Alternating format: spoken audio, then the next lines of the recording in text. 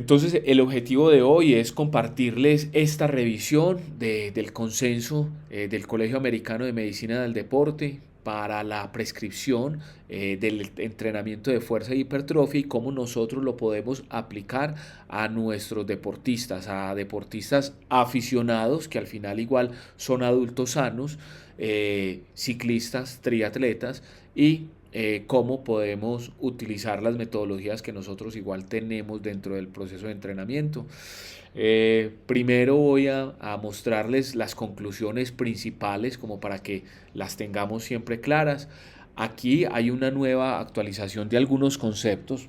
No es nada que no se haya ya dicho, no se haya hablado. Sin embargo, se utilizan ciertas siglas como para facilitar ese proceso de evaluación y prescripción.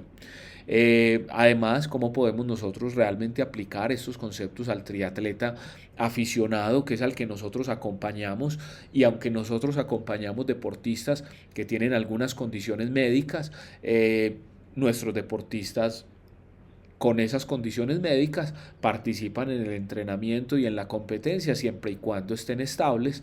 Es así que estas recomendaciones pues también pueden ser válidas para ellos. Y ya por último, ya unas recomendaciones finales.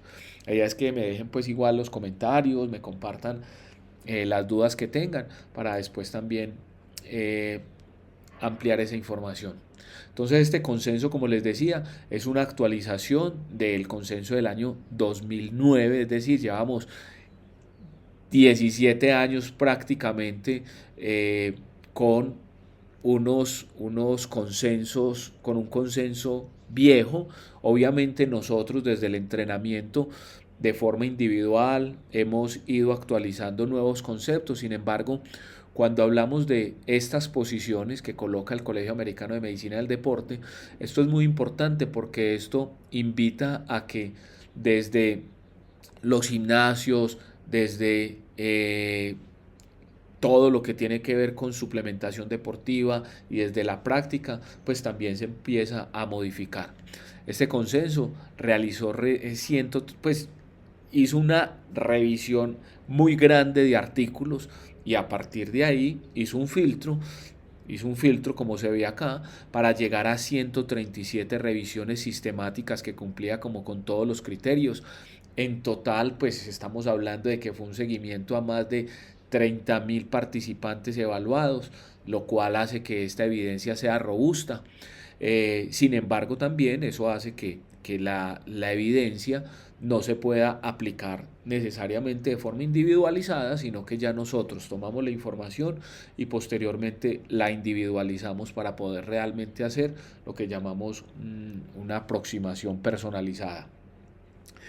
Hay unos cambios en los paradigmas y es muy importante, y es que los modelos antiguos, rígidos, que exigían rutinas complejas, inventar ejercicios que iban hasta el fallo, realmente van a irse saliendo, y que saber que hasta una rutina básica en casa con unos cauchos puede ser importante para la ganancia o el mantenimiento de fuerza de acuerdo a la persona. Esta guía nos habla de dos conceptos simples: simplicidad y mínimo efectivo. Eh, Hay que salirse de la complejidad y hay que ver que hasta las rutinas, como les digo, que podemos hacer en casa pueden generar adaptaciones. Nos cambian el esquema de que si yo no voy al gimnasio 5 o 6 veces a la semana no voy a obtener fuerza, entonces por eso más bien no voy. O que si yo no entreno en la semana una sesión de 1 hora no voy a ganar fuerza. Por el contrario, bloques de 15, 20 minutos como nosotros también los trabajamos son efectivos y son importantes. Y que además nosotros podemos hacer la transferencia. La transferencia de la fuerza siempre lo hemos hecho.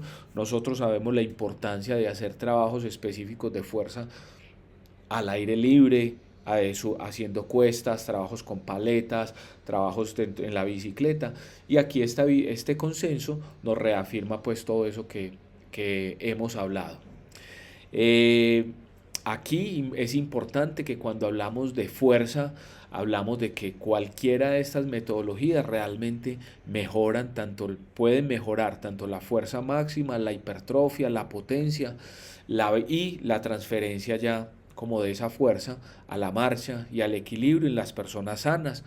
Hay obviamente aspectos importantes del entrenamiento, y es que no es lo mismo para una persona que está desacondicionada, que viene de estar sedentaria, a una persona que ya tiene un nivel básico de entrenamiento, a una persona que ya está entrenada. En ese orden de ideas hay que ir adaptando y modificando ciertos aspectos ya de la carga.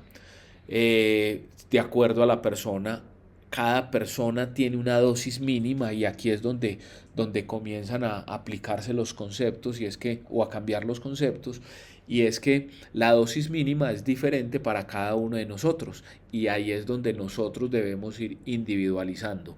Sin embargo, dosis de frecuencia pues de 2 o más veces a la semana pueden ser suficientes para las adaptaciones, y como les decía, la simplicidad es la reina, es decir, no es necesario la complejidad, los super equipos pues más especializados, ni tampoco la fatiga absoluta, es decir, llegar hasta el fallo, como se menciona en muchos gimnasios. Obviamente hay conceptos que se pueden ir adaptando, ¿no? Siempre hay un concepto que se mantiene en el entrenamiento de fuerza, y es que no pain, no gain. Si no hay dolor, no hay ganancia. Nosotros sabemos que fatigarse, que hacer un entrenamiento va a generar cierta carga muscular, y que puede haber unos dolores de adaptación leves, pero no necesariamente lesivos, y ahí es donde debe darse como todos los procesos.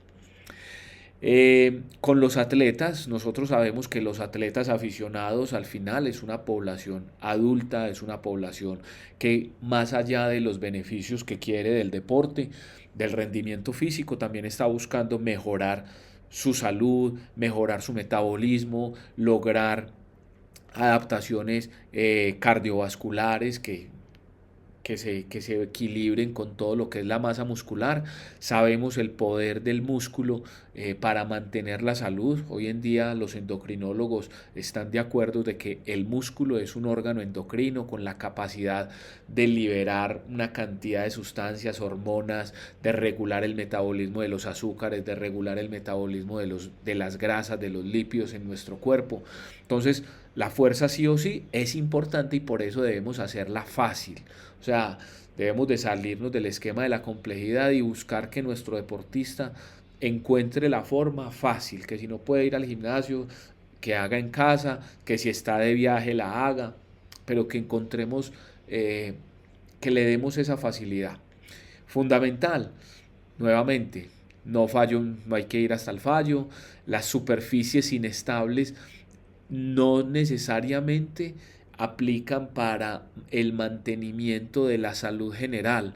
Pueden ser útiles, pero no son más útiles, obviamente, cuando ya las personas tienen algún antecedente, ya sea porque han tenido también esguinces de tobillo, han tenido lesiones que necesitan un proceso de rehabilitación. Y aquí hay dos conceptos importantes, y es que las superficies inestables no son tan importantes en el adulto sano, que es lo que este consenso nos habla, pero sí son muy importantes en el adulto mayor. Entonces, aunque este consenso nos habla de que no son tan buenas, no quiere decir que no sean buenas. Sí, eso es importante también. Pero que no son necesarias, por ejemplo, aquí las estructuras complejas. Nos hablan de esto, estructuras complejas del entrenamiento.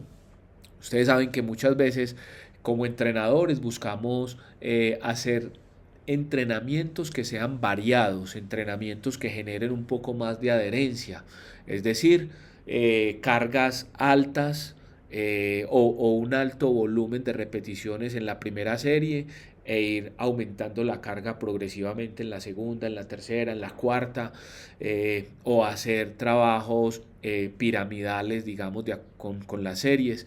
Todas esas estructuras son válidas con el objetivo de buscar adherencia, buscar que el deportista pues no sienta que siempre está haciendo lo mismo, o inclusive a veces como procesos de activación y trabajos técnicos. Sin embargo, para el aspecto específico, que es ganancia de fuerza, no necesariamente es mejor una o es mejor la otra. Y salirnos de las periodizaciones extremadamente rígidas de que, como muchas veces pues se puede ver en algunas partes, en algunos gimnasios. Lo importante es individualizar. Aquí ya como claves y certezas que se van teniendo desde la adaptación es que igual si yo quiero ganar fuerzas, pues debo de buscar cargas que también estén no muy bajitas, pero que también nos puedan llegar a cierto porcentaje de SRM, pero se puede trabajar de forma subjetiva. En la medida de lo posible buscar que ciertos gestos o movimientos tengan un rango de movilidad completa.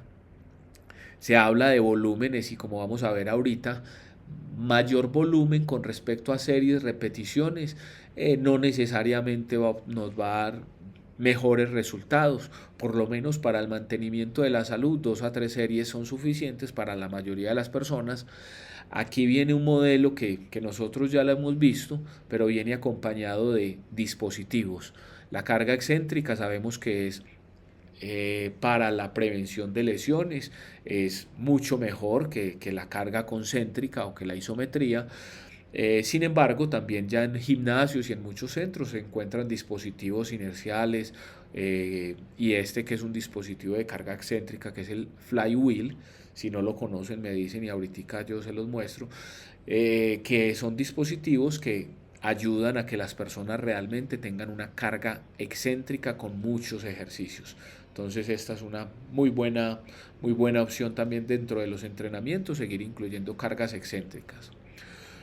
De forma práctica nos traen el Fit VP, donde es una forma que ya se conoce, que se ha estudiado para controlar la carga del entrenamiento de fuerza, pero más que controlar la carga, es como para jugar con estas variables y más enfocadas a mejorar la adherencia. Aquí tenemos obviamente la frecuencia, la intensidad, el tiempo y tipo, y aquí vienen estos dos que es el volumen y hay un aspecto técnico que también hace parte de esta sigla. Entonces, estos son parámetros que son importantes y que nos ayudan como a ir jugando un poco con esas variables para ir evitando el sobreentrenamiento y ayudar a esa transferencia de las cargas. Sin embargo, como les digo, son variables que nos ayudan más en aspectos de la adherencia que en aspectos necesariamente para el desarrollo específico de ciertas capacidades físicas. Aquí en esta gráfica nos muestran cómo las adaptaciones no necesariamente van a requerir más series,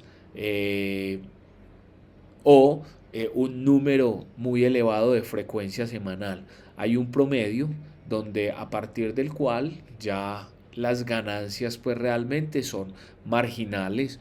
Obviamente esas ganancias marginales quizás sí las vamos a buscar en ese deportista pues que ya quiere hilar fino con respecto a la ganancia de fuerza, con respecto a la ganancia de hipertrofia, con respecto a la ganancia de potencia pues hay muy detallada. Sin embargo, para la mayoría de nuestros deportistas, saber que hay unos rangos 2, 3 series, 2, 3 veces por semana, ya empieza a ser una variable pues importante que nos da tranquilidad y por lo menos vamos a buscar llevarlo a esas frecuencias que son mínimas. Entonces frecuencia, volumen, igual como les mencionaba acá. Para hipertrofia, y aquí viene un concepto que es interesante, y es que para hipertrofia sí se buscan que hayan más series, pero esas series no necesariamente se tienen que acumular ni en una sesión ni en 3 o 4 veces a la semana. Es decir, si yo quiero hacer hipertrofia de un grupo muscular, importa más el número de series que el volumen total.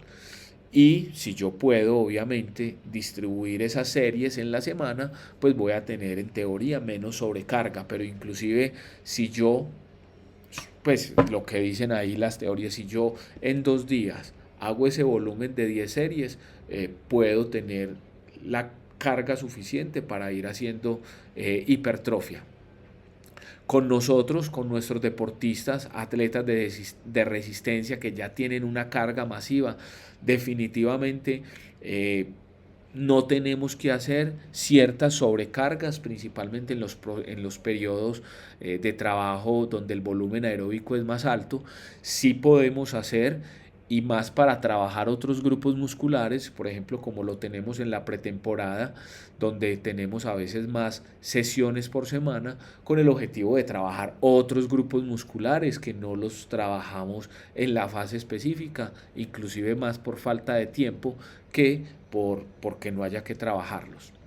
Nuevamente repito, cargas, la regla, los llaman acá la regla de la carga, donde hay que pues buscar que si yo quiero mejorar fuerza, pues sí, pues necesariamente debo de ir aumentando la carga, pero no necesariamente tengo que llevar al fallo, y llega el concepto de repeticiones en reserva, y es buscar conscientemente que cuando yo esté así, si yo estoy trabajando en el gimnasio, voy a llegar a una carga donde yo conscientemente diga: más de 2 o 3 repeticiones no voy a ser capaz. Es decir, si yo siento que mi 100% me lleva a hacer 20 repeticiones, pues quizás trabajando 15, 16, 17 repeticiones pueda ya tener una reserva, y ya con eso ser más que suficiente. Más ahí puede generar aumento de riesgo de lesiones. En nuestro caso, por ejemplo, que nuestros deportistas trabajan en la casa, que trabajan por tiempo, pueden también ayudar pues a hacer ajustes y darle la tranquilidad de que no siempre hay que llegar al fallo, y que simplemente cuando ya sientan que es necesario parar, paren sin hacer esfuerzos máximos. Esos esfuerzos máximos se harán cuando estemos haciendo un test, cuando estemos haciendo unas pruebas específicas, pero no necesariamente durante los entrenamientos. Como siempre, se prioriza la técnica, la calidad del movimiento, y en este caso se prioriza el rango de movimiento. Desde que el deportista esté sano y no haya ninguna otra contraindicación por dolores y demás, se va a buscar rangos de movimientos amplios. Sin embargo, como pasan muchos de nuestros deportistas, pues sería ideal que hicieran rango de movimiento completo.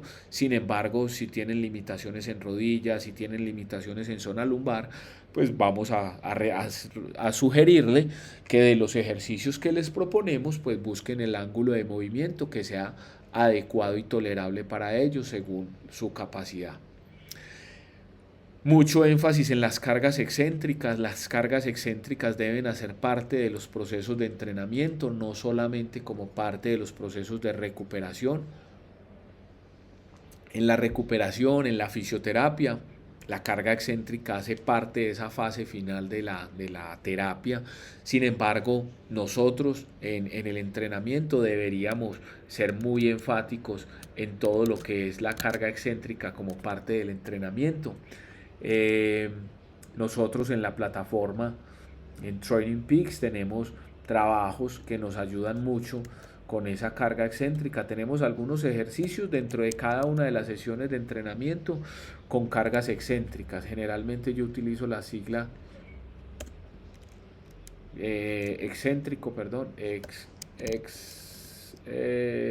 excéntrico, acá, cargas excéntrica, excéntrico de cuádriceps, pero también tenemos trabajos, por ejemplo, los pliométricos que les he mencionado. Los pliométricos son una forma muy buena de carga excéntrica y muy desde el punto de vista funcional. Y como vemos aquí en la presentación,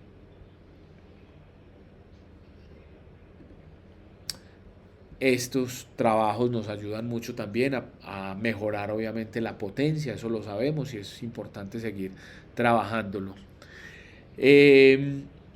Nosotros, aquí viene un concepto importante, y es que Para todos los trabajos de mantenimiento de la fuerza, mantenimiento de la potencia, pues no necesitamos hacer cargas muy altas, y considero que con los programas de fortalecimiento que tenemos en Training Peaks, nosotros trabajamos cargas bajas, múltiples repeticiones, generalmente múltiples series. Con esto tenemos todos los trabajos para nuestros deportistas. En la pretemporada, en la fase donde ya estamos buscando un desarrollo de fuerza, podemos ser un poco más enfáticos en que nuestros deportistas adapten las cargas que tienen para que realmente hagan un poco más de carga, pero tampoco sin llegar al fallo, que puedan trabajar de una forma tranquila y organizar su ángulo de movimiento de acuerdo a su capacidad, pues por las lesiones que ya tienen. Sí es fundamental también saber que nosotros, por el tipo de deporte, por la metodología de distancia que trabajamos, no somos muy enfáticos en la hipertrofia, no es uno de los objetivos desde nuestro programa de entrenamiento. Sin embargo, a veces sí puede ser el objetivo de alguno de nuestros deportistas.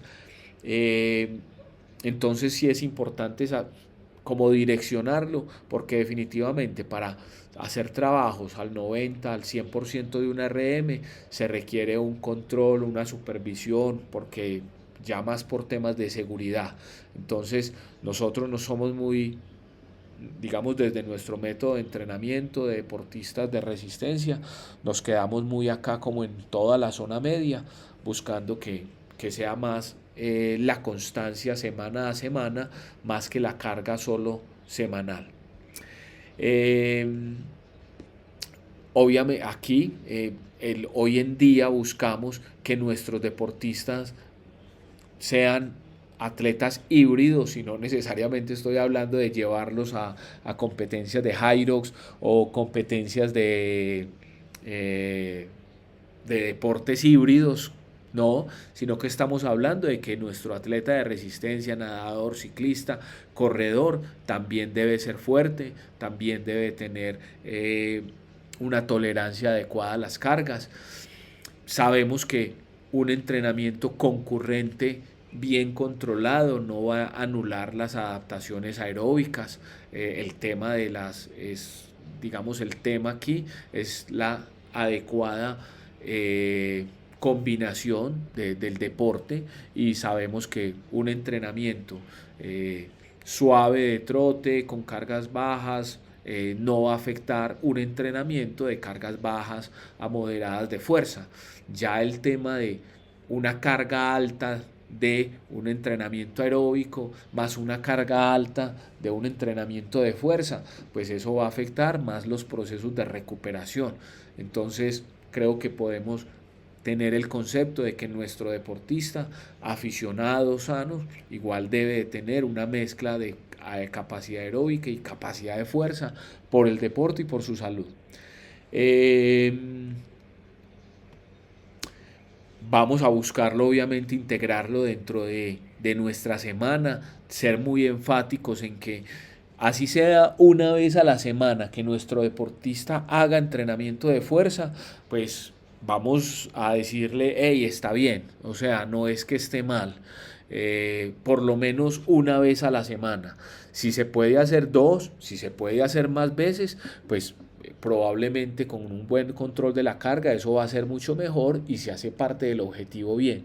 Pero sí podemos ser muy enfáticos en que vamos a tratar de mantener adherencia. A veces nos pasa, muchas veces, o por lo menos me pasa a mí y yo lo he evidenciado, y es que si yo le digo a alguien una vez por semana no es suficiente, a veces esa persona, por ya no hacer una vez, entonces no hace nada, y creo que se puede ir al otro lado de antes no hacer un buen trabajo muscular. Entonces nuestro objetivo es mantener dentro de la semana una buena distribución, tratando de que así sean bloques corticos pero bien distribuidos, o así sea mínimo una buena sesión de calidad de fortalecimiento bien hecha, puede ser suficiente. Se hablan de tiempos, nuestras sesiones de entrenamiento, cualquiera de las que tenemos en la plataforma, generalmente oscila entre 30 a 40 minutos de tiempo efectivo, pero como saben también en Training Peaks también tenemos unos muy buenos bloques. Por último, entonces, conclusiones grandes es que vamos a buscar que haya una prioridad sobre la frecuencia en vez de la fatiga.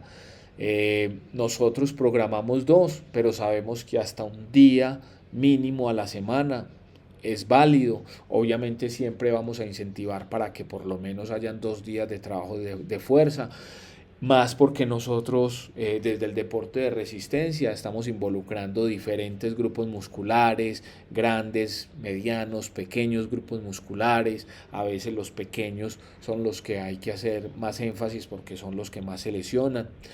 Es muy importante para también en el tema de la prevención de lesiones buscar educar a que no es necesario llegar al fallo, buscar esa reserva desde la fuerza, ¿cierto? Que se llegue hasta una exigencia física donde no haya una sobrecarga.